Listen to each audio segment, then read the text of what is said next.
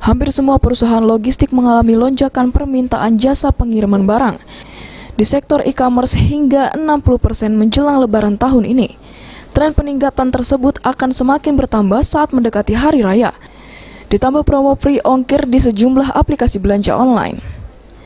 Pihak perusahaan jasa pengiriman paket yang ada di Jalan Sudirman, Kota Prabu Muli mengaku, sejak awal Ramadan hingga sekarang terjadi lonjakan pengiriman barang sebesar 60% dari hari biasanya.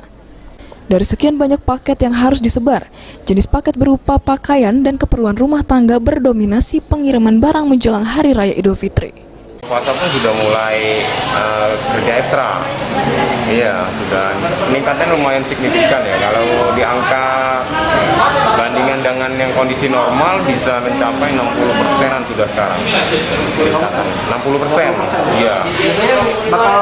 Biasanya nambah up lagi.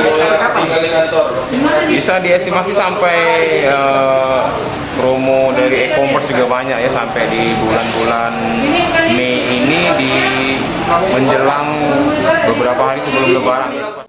Lonjakan pengiriman barang tidak berpengaruh terhadap pelayanan kepada customer, namun diakui kendala seperti hujan dan lokasi yang sulit dijangkau menjadi tantangan para pengantar paket.